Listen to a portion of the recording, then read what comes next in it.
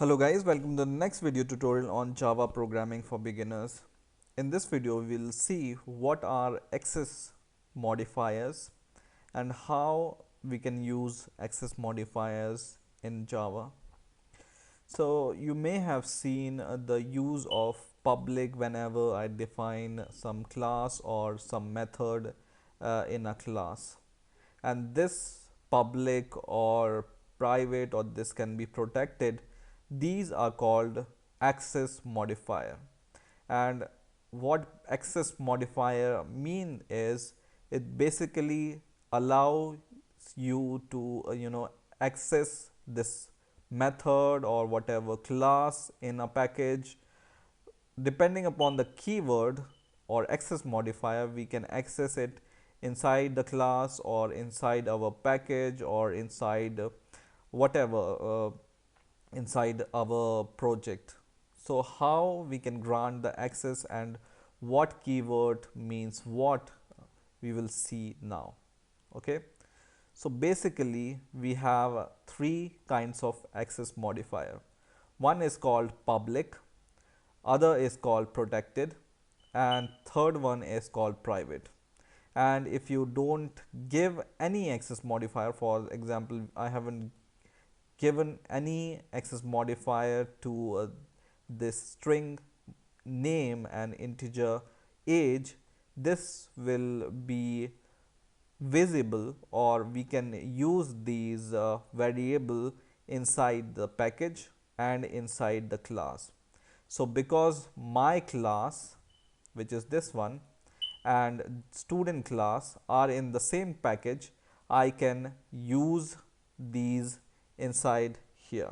So let me delete these, we don't need them anymore.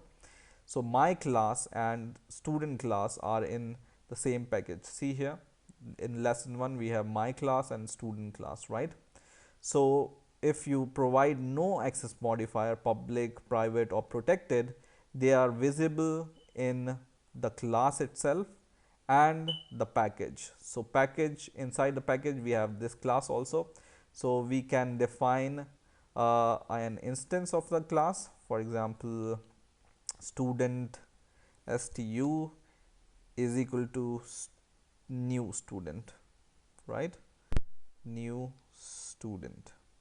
Okay, and whenever we want to access this stu dot, and this name is available, name and age both are available in this class also, right? Because my class, which is this class, and this class, student class, are in the same package. Okay, so basically this is what we are doing here, or we mean here. Okay, and name should be some string, so something like this, right? And when we compile the program, we will not get any error, right? So whenever we give public access modifier before any variable, for example I give public before my name and the age variable, it's visible everywhere in your class, in your package, in your subclasses. We will see when we see how inheritance work in Java. And basically if you define a variable as public, it's visible everywhere, right? But it's a good practice to not give or not give access to your variables to outside your package or even outside your class. Okay, so the good practice is always declare your member variable as private or protected. And the basic logic behind this is you don't want that your variable should be affected by any other user. Okay, so you give indirect access to your variable using getter and setter functions. Okay, so whenever you add this private access modifier before your variable name, it's only accessible through your class itself.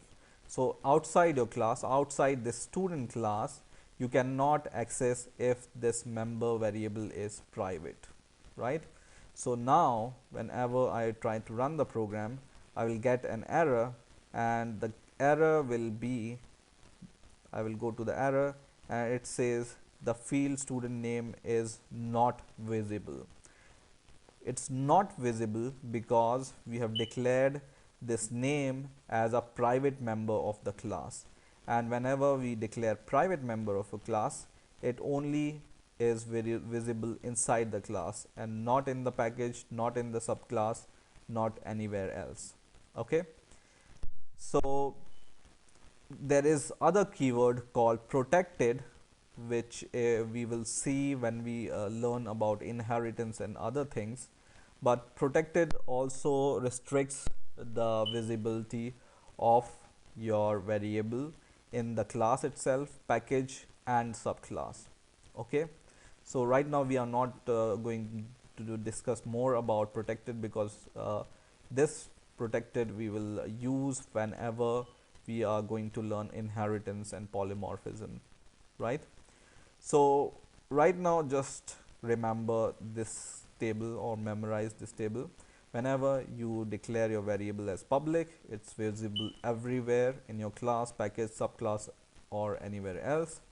If you declare your variable as private, it's only visible in your class and nowhere else. Okay, n means no here and y means yes here. Okay, and it's a good practice to make your variable private so that anybody else should not have the direct access to your variable. And now, so we cannot access this name directly from here. So how we can allow the user to set the name of the student? It's easy, by using setter and getter function. So go inside your class, just click anywhere inside your class, and then go to source and click generate getter and setter. Okay, generate getter and setter, and Java will automatically generate getter and setter for you, whatever you check. If you want to want getter and setter for name, if you want getter and setter for age, you can check both of these. So I select all like this. I can deselect all, and for now I am selecting all and click OK, and it's created 4 methods for me. First one is get name, which just returns the value of name. So indirectly we are accessing the value of name, but not directly, right? And set name allows you to set the name, but not directly, but using the copy, right? And in the same way we have defined the getter and setter for the age. And by the way, if you are wondering what is this keyword mean here, so whenever you see this name and this name is similar, and whenever you define any variable inside a function, for example this name will be preferred. So whenever you want to do something like this, Java may get confused. This name is this name itself, or this name which you define in the class. So this keywords tells Java that it's a member of the class, which is this one. So this indicates class itself. So this means whatever class we are in. Okay, so student.name, which is this variable, not this variable, right? So basically you need to use, or you can use this keyword here whenever you have 2 variable with the same name and you want to differentiate between them.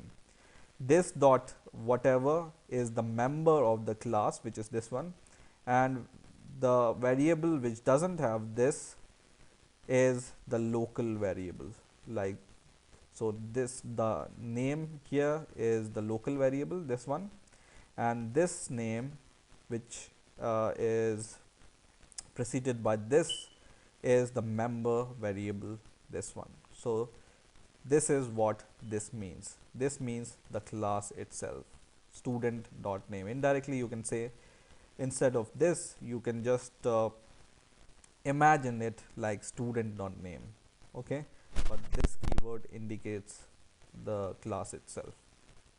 And now if you want to set the name, what you can do is, instead of directly setting the name, you can just write stu dot set name, and then you can set name like this. Okay, and whenever you want to get the name, you can just do something like this: instance of a class dot get name. Okay, so this will allow you the access to this variable name, but indirectly. Okay, so just remember this table. If you can memorize, public grants you access to everywhere, private grants you access only in the class itself. And it's always the better practice to make your variables private unless and until you have the strong reason to make them public, and use getter and setter to access these member variables. Okay, and the meaning of this is the class itself. So if you add this keyword before any variable, it means the member of the class, and whenever you don't have this here, then it means it's a local variable. So you can avoid conflicts between two similar variable names. Okay, so I hope you have understood the basic concept of access modifier and this keyword, and I hope you have enjoyed this video. Please rate, comment and subscribe, and bye for now.